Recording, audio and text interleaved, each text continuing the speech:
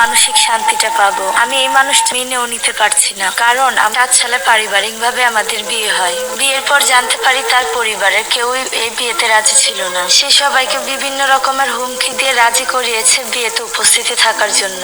আর ও আমার বড় বোনের খুব পছন্দের, কারণ ও একজন কোরআনের হাফেজ। আমার বড় বোন অনেক নামাজি, সে কোরআনের হাফেজ শোনার পর আর কোনো কিছুই জানতে চায়নি। আমার আপার কথা হলো সে একজন কোরআনের হাফেজ এবং সে কৃষিজীবী, তাহলে তোর আর সুখের কোনো অভাব হবে না। আর ছেলেটা এত ভালো যে সে রাস্তাঘাটে চলার সময় মাটির নিচে তাকিয়ে তাকিয়ে হাঁটে, কোনো মেয়ের দিক তাকায় না। এরকম ভালো ছেলে আর কোথায় পাবো? বিয়ের 2 বছর পর জানতে পারি আমার স্বামীর চারিত্রিক সমস্যার কথা। সেই দিনে যদি সঠিক সিদ্ধান্তটা নিতে পারতাম তাহলে আমার এরকম অসুস্থতায় দিন যেত না। আমি এখন শারীরিক ভাবেও অসুস্থ এবং কি মানসিক ভাবেও অসুস্থ। আমি বুঝতে পারছি না আমি ঠিক কি করব আর কোথায় বা যাব। আমি কোথায় গেলেই বা মানসিক শান্তিটা পাবো? আমি এই মানুষটার সাথে থাকতেও পারছি না, আবার মেনেও নিতে পারছি না। কারণ আমার 3টি সন্তান আছে। আমার বিয়ের 18 বছর চলছে। এখন যত দিন যাচ্ছে তার যেন একাধিক মেয়ের সাথে শারীরিক সম্পর্ক গড়ে তুলছে। আমি আমার সন্তানদেরকে মানুষ করতে পারবো বলে মনে হয় না। যে সংসারে বাবা মায়ের মতের কোনো মিল থাকে না সেই সংসারে কোনো সন্তানই মানুষ হয় না।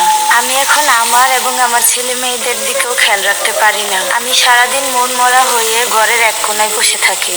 প্রথম আমার ছেলে মেয়ে আমার এরকম অবস্থা দেখে খুব কষ্ট পেত, খুব কান্না করত, কিন্তু এখন তারাও তাদের মতো করে থাকতে শিখে গেছে। আমার ছেলে মেয়েও নারীর সাথে সম্পর্ক। একদিন আমি আমার বাবার বাড়িতে যাওয়ার পর 3 বন্ধু মিলে একটা মেয়েকে ভাড়া করে আমার বাড়িতে নিয়ে আসে। 2 বন্ধু মেয়েটার সাথে সময় কাটানোর পর তারা রাতে বাসায় চলে যায়। সারা রাত ওই মেয়েটার সাথে আমার স্বামী সময় কাটায়। ভোর 5টার দিকে আমার কাছে একটা কল আসে। আর 2 বন্ধুর বউর মধ্যে একজনের বউ আমাকে কল দিয়ে বলে, আপনার বাসায় কি কোনো মেয়ে আসছে? আমি হেসে উড়িয়ে দেই, ভাবির কথা বিশ্বাস করি না। আমার স্বামী যত খারাপই হোক প্রতিটা মেয়েকে বাসায় এনে তুলবে না, এমন বোকা বিশ্বাসটাও আমি তার উপর করেছিলাম। তখনই আমি আমার বাসায় কল করি, তখন ওর নাম্বারটা বন্ধ করতে শুরু করলাম। তারপর আমি আবার কল করি, আমার স্বামীকে জিজ্ঞাসা করি এত সকালবেলা আমাদের বাসায় তুষার ভাই কেন? সে আমাকে একবার বলে একসাথে হাঁটতে যাব, আবার বলে সে একসাথে বাজার করতে যাবে। আমার কাছে তখন সবকিছু পরিষ্কার হয়ে গেল। আমার আর বুঝতে বাকি রইল না, কারণ আমি বাসায় নেই, সে বাজার করবে কেন?